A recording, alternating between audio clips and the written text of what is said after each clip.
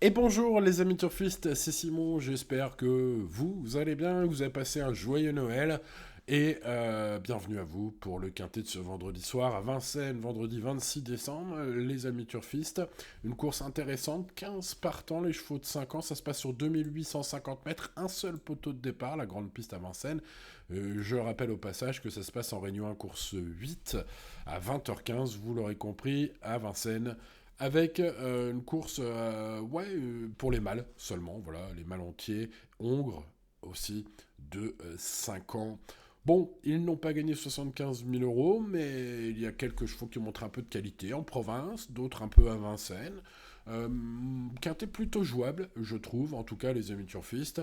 On va étudier bien sûr ces 15 partants, je vous ai regroupé un max d'infos sur chacun d'entre eux, on voit ça dans un premier temps. Et dans un second temps, les amis turfistes, on essaie de trouver les bonnes bases et le bon prono, bien évidemment. Bon, dans un premier temps, on va plutôt mettre le petit pouce sur la vidéo. Ça me ferait très chaud au cœur. Merci à ceux qui les mettent tous les jours. Vous êtes les meilleurs. N'oubliez pas de vous abonner à la chaîne si ce n'est pas encore fait. Nous serons bientôt 90 000 turfistes passionnés. C'est fou, complètement fou. Et bah, plus vite ça arrivera, et mieux ce sera, bien évidemment. Allez, plus on est de fous, plus on rit. Allez, Cracus de Guèze, on étudie ce quintet. On commence déjà par un cheval qui pourrait être un joli choco. C'est un hongre, il alterne les disciplines du 3 clés et du trot monté ces derniers temps. Alors, un peu à la manière Bazir, hein, il y a du zéro, mais il y a des bonnes perfs. Son principal fait d'armes récent, c'est son 1-4 sur la grande piste de Vincennes. Là, vous le voyez, le 2A dans ses performances. C'était en début de meeting, c'était très bien. J'ai senti Nicolas Bazir, moi, dans la confiance, en tout cas, dans l'espérance d'une belle performance, hein. On court pour le meilleur classement possible aujourd'hui avec Cracus de Guèze. Euh, Bah voilà, je pense que s'il bénéficie d'un bon parcours, déféré ainsi, hein, ça lui plaît bien, et il pourrait bien se révéler pleinement aujourd'hui. Peut-être un peu tout ou rien pour ce numéro un, mais la cote pour un Bazir en mode sport va être sympathique. Passons au numéro 2, Karma de Beaufour, qui affiche un mauvais 0 sur 3 à Vincennes. Il semble s'attaquer à une tâche ardue dans ce lot quand même bien composé pour la catégorie. Il est assez dur à l'effort, il a la capacité de suivre un peu tous les rythmes. C'est un cheval qui compte quelques accessites en province cette année, mais un peu moins bien ces derniers temps. Voilà, je dirais un peu forme douteuse. Cédric Terry vise une petite place au mieux. Bon, pour ma part, je vais tenter de ne pas le mettre dans mon prono, hein. On passe au 3. King Kong Smile, qui est un sujet entraîné par Nils Pacha, qui reste sur une quatrième place honorable. Il sera cette fois-ci pieds nus. Voilà, le déferrage l'améliore, hein, assez nettement d'un point de vue des performances chronométriques. Bon, c'est plutôt un cheval à mettre en cas de non partant ou en regret pour une cinquième place. Je trouve qu'il n'a pas beaucoup de marge. C'est vrai qu'il fait toujours son maximum, mais alors d'un point de vue ligne, c'est pas terrible. Après, Alex Abrivard va peut-être l'améliorer un peu. Voilà, pour ceux qui veulent tenter un Alex Abrivard à grosse cote, pourquoi pas. Passons au numéro 4 et 5. Je ferai de ces deux chevaux un même paquet, puisque Caïd Fortuna, tiens, c'est un fils de Charlie Dunoyer, traverse une période de méforme et reste ferré. Moi, je vais faire l'impasse.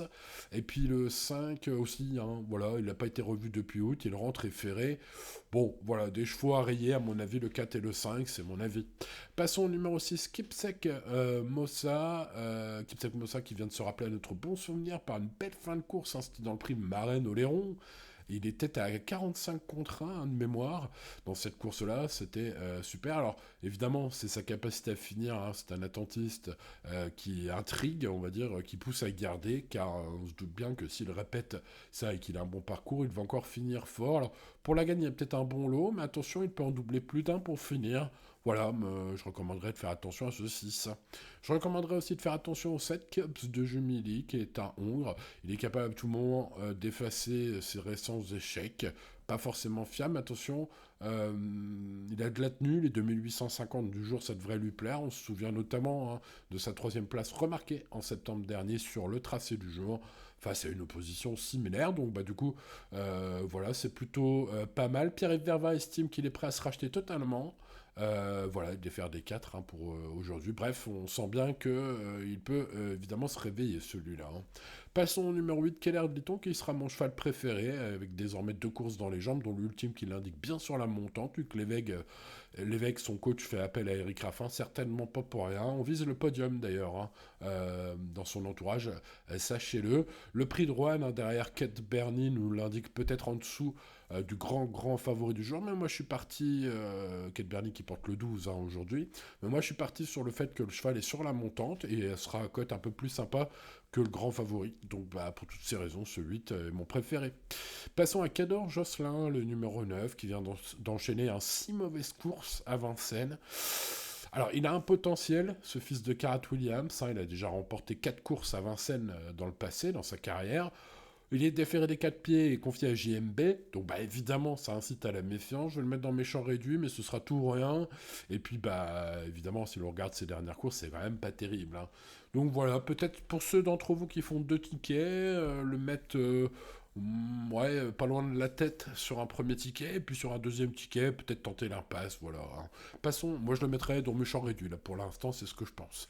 Passons au numéro 10, Canem, qui est un mal entier, déféré des postérieurs, contrairement à ses ultimes sorties. Il a déjà pris des places à ce niveau, c'était l'hiver dernier, ainsi préparé en mode course, présenté en mode course. Le cheval retrouve quelques sensations après quelques parcours de remise en jambe.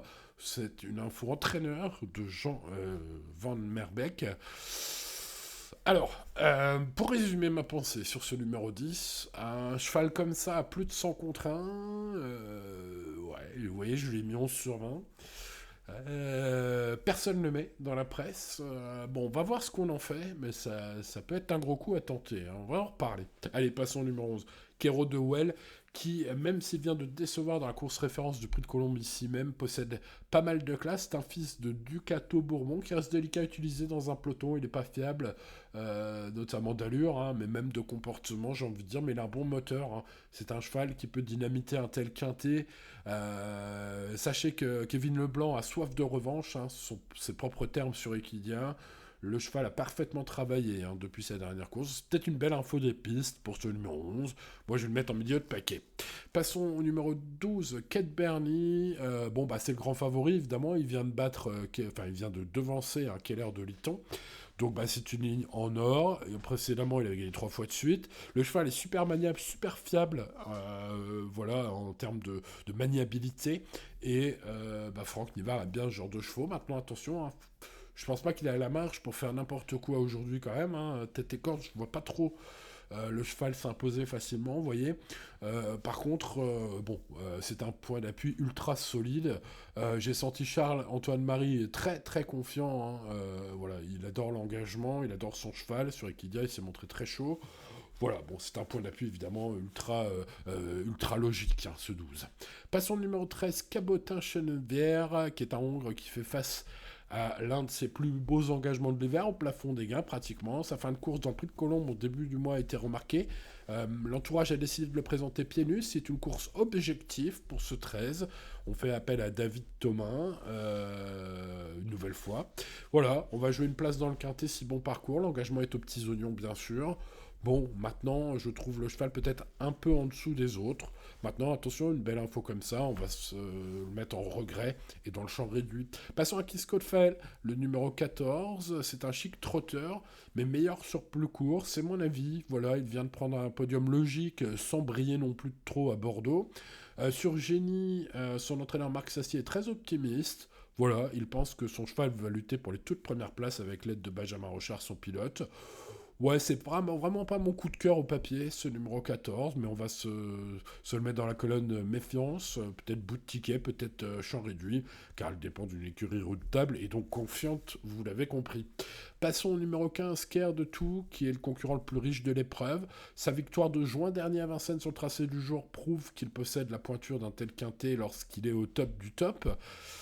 En ce moment, ça semble pas trop être le cas. Je pense que c'est plus pour une place, on va pas trop le négliger, on va le mettre dans les regrets. J'ai noté aussi qu'Angel Poupou a sagement attendu cet engagement, donc peut-être qu'il va avoir un peu d'ambition avec son partant aujourd'hui, c'est à noter. Bon, voilà, après, c'est une affaire d'impression. Bon, bah, les amis turfistes, je vous propose de passer au choix. Allez, la base, c'est Keller de Liton pour moi, évidemment. Je pense même à une revanche sur Kate Bernie. Ce numéro 8 me semble sur la montante. Il avait montré beaucoup, beaucoup de qualité auparavant, et donc il y a de la fraîcheur. Eric Raffin en manette. Une belle confiance, hein. Hugues Lévesque, hein, je le rappelle, est ravi de son état physique. Il compte sur lui, il compte sur Eric Raffin pour le mener sur le podium, hein. Bah, c'est ce que j'espère aussi, puisque bah, vous l'avez noté, ce 8 est ma base en or, espérons un cheval en or à l'arrivée. Passons avec Kate Bernie, le 12, au favori incontournable au papier. Bah, il vient de devancer mon préféré, donc bah, il est ultra fiable d'allure. Voilà, Franck Nivard est très très bien assis.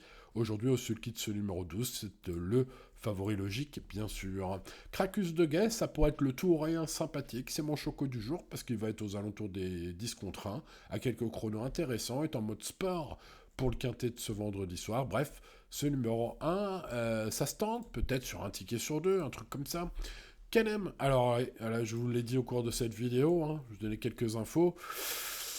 Eh bah oui, il y a plus de 100 contre 1, hein. Voilà, c'est un sacré coup de poker que je tente aujourd'hui, les amis turfistes, dans ma rubrique tocard du jour. Voilà quelques infos intéressantes. Un mâle entier, déféré de postérieur, contrairement à ses ultimes sorties. Ça peut tout changer, vu bah, son hiver dernier, évidemment. Donc bon, ben voilà, à vaincre sans péril, on triomphe sans gloire, et mettre un cheval à plus de 100 contre 1 dans ses bases, eh bien c'est ce que j'ai fait pour ce vendredi soir. Qui même me suivent, mais restez raisonnable, bien sûr les amis turfistes, jouez toujours responsablement, hein, voilà, on donne un prono, les amis turfistes, n'engage que celui qui le donne, hein. 8, 12, As, 10, champ total pour un tical, et ensuite j'ai mis le 11, le 6, le 7 et le 14 dans mon prono. L'indice de confiance du prono est de 6 sur 10, donc je vous souhaite bonne chance les amis turfistes.